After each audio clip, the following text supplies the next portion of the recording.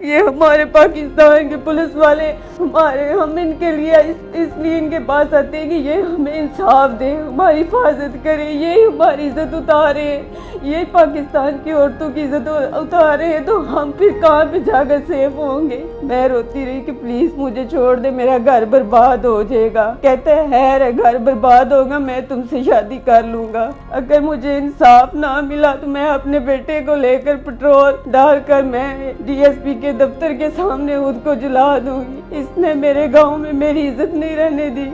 माँ मेरी बोल नहीं सकती, ना सुन सकती है। मेरा बाप चारपाई पे है, मेरा छोटा सा बेटा है। इसने मेरा घर बर्बाद करने की कोशिश की है, मेरी पिकें बनाकर, मेरी वीडियो बनाकर वायरल की है। हम अपने गांव में सर उठाने के काबिल नहीं रहे।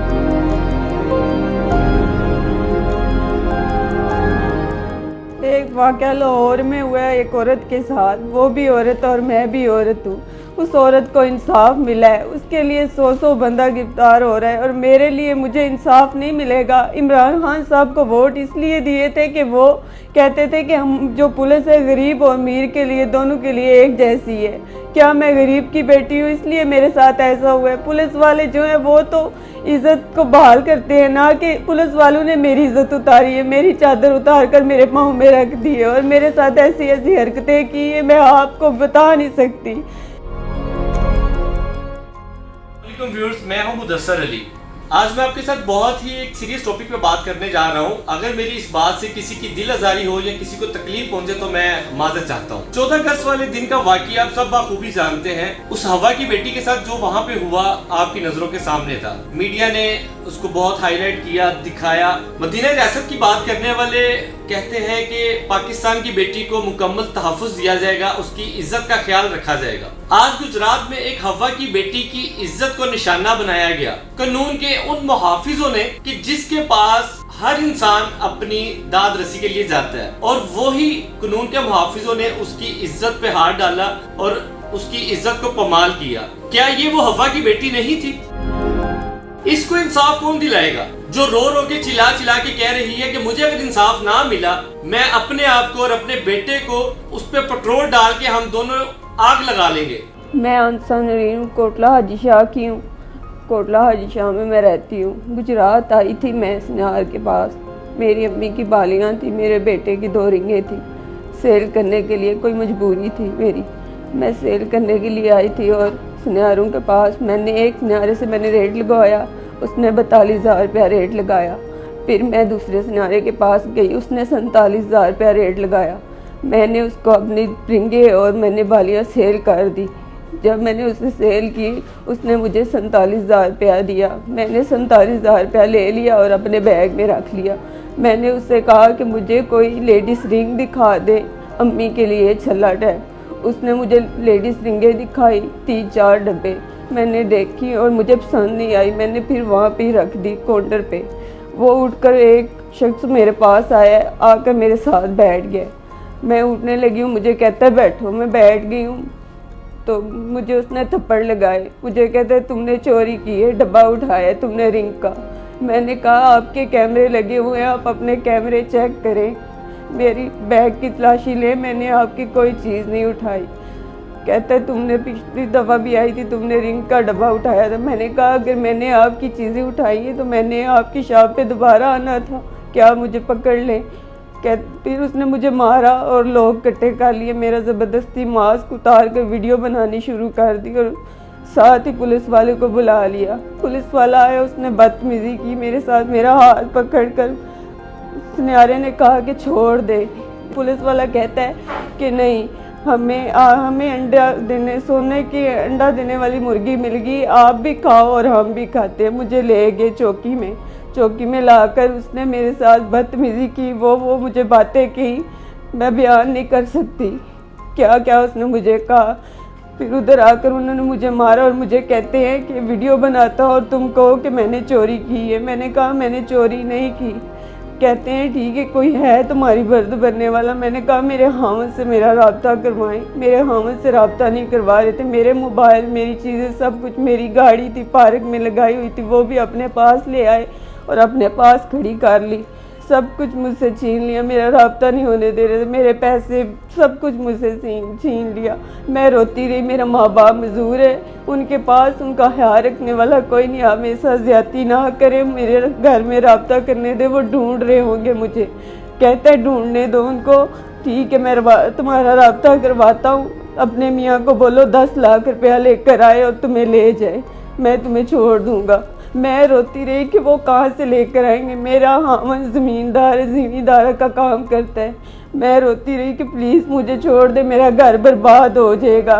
कहता है घर बर्बाद होगा, मैं तुमसे शादी कर लूँगा। मैंने कहा मेरा छोटा सा बच्चा है, आप मेरे साथ ज्यादती ना करें, मेरे घर में मेरा राब्ता करवाएं। फिर उसने मेरा राब्ता करवाया, मैंने अपने मियाँ से बात की और मैंने उनको बोला कि आप आए, इस तरह मुझे पकड़ लिया, ये कह रहे हैं 5 लाख रुपया ले आए और मुझे ले जाए।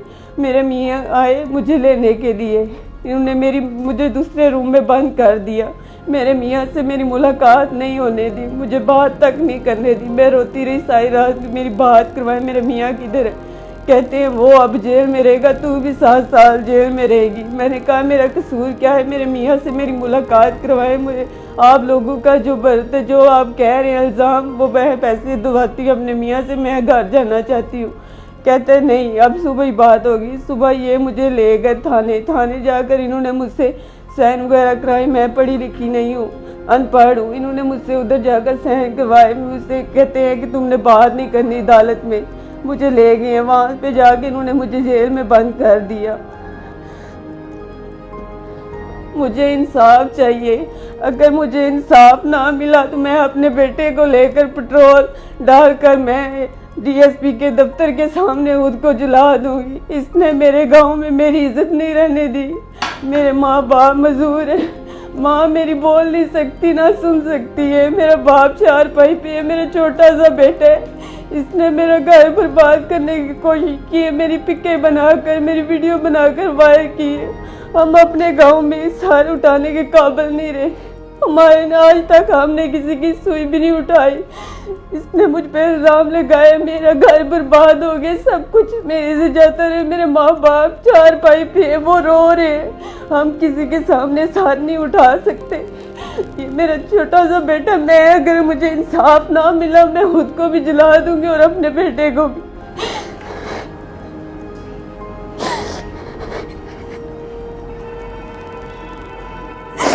ये हमारे पाकिस्तान के पुलिस वाले हम इनके लिए इसलिए इनके पास आते हैं कि ये हमें इंसाफ दे, हमारी हिफाजत करे, ये हमारी इज्जत उतारे, ये पाकिस्तान की औरतों की इज्जत उतारे, तो हम फिर कहाँ पे जाकर सेफ होंगे। मेरी अपील है, प्लीज़ मुझे इंसाफ चाहिए। ये मैं गुजारिश करती हूँ, अगर मुझे इंसाफ ना मिला मैं खुदकुशी कर लूँगी, इसके अलावा मेरे पास कोई हल नहीं, कोई चारा नहीं है। मुझे इंसाफ चाहिए।